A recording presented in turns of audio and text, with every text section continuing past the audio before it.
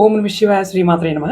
మిత్రులకి, శ్రేభిలాషులకి, అలాగే నేను ఎంతగా ఆదరిస్తున్న యూట్యూబ్ ప్రేక్షకులందరికీ కూడా పేరు పేరు ధన్యవాదాలు. మిత్రులారా, మీ అందరికీ పరాదేవత ఎల్లవెల్లలా మీతో ఉండి మీ మనోవాంఛ నెరవేర్చాలని మనస్ఫూర్తిగా కోరుకుంటున్నాను. ఈరోజు షార్ట్ వీడియోలో తొలి ఏకాదశి ఆదివారం. చాలామంది అడిగింది ఏంటంటే, గురువుగారు తొలి ఏకాదశి నాడు ఏ దేవతనైనా ఆరాధించవచ్చు. విష్ణుమూర్తిని ఆరాధించవచ్చు, శివభగవాన్ని ఆరాధించవచ్చు, అమ్మవారిని కూడా ఆరాధించవచ్చు. మనకి తొలి ఏకాదశి పండగలకి మొదటి పండగ అని అర్థం.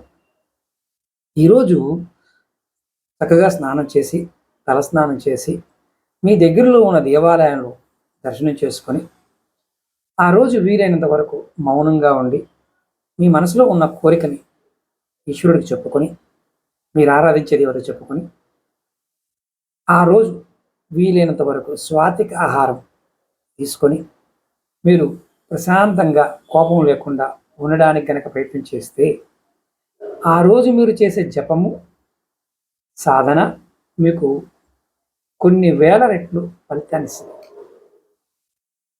ఈ సమయంలో దాన ధర్మాలు చేయవచ్చు.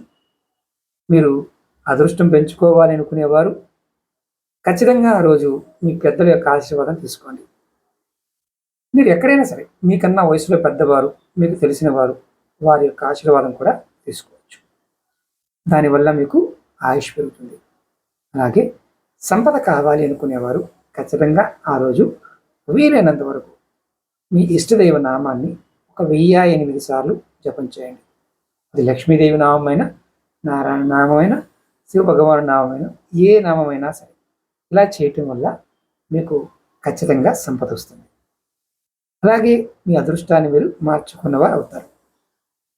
అలాగే మీకు ఈ వీడియో నచ్చినట్లయితే లైక్ చేయండి, ఛానల్ని సబ్స్క్రైబ్ చేసుకోండి, పక్కనే ఉన్న గంట సింబల్ని యాక్టివేట్ చేసుకొని 10 మంది మిత్రులకి షేర్ చేయండి. ఎవరికైనా సరే జాతక పరిశీలన చేయించుకోవాలనుకున్నా, మీకున్న సమస్యలకి పరిష్కారాలు తెలుసుకోవాలనుకున్నా, వీడియో డిస్క్రిప్షన్లో నెంబర్ ఇచ్చాను, ఆ నెంబర్కి కాంటాక్ట్ చేసి అపాయింట్మెంట్ తీసుకోవచ్చు. అలాగే రెగ్యులర్గా టచ్లో ఉండాలి అనుకునే వారికి వీడియో డిస్క్రిప్షన్లో వాట్సాప్ గ్రూప్ లింక్ ఇచ్చాను, అలాగే ఫేస్బుక్ లింక్ కూడా ఇచ్చాను, దానిలో కూడా జాయిన్ కావచ్చు. కొత్త వీడియోలు చేసినప్పుడు దానిలో షేర్ చేస్తూ ఉంటాను. ఓకే మిత్రులారా, మీ అందరికీ మరొకసారి తొలి ఏకాదశి శుభాకాంక్షలు. ఓం నమః శివాయ శ్రీమాత్రే నమః.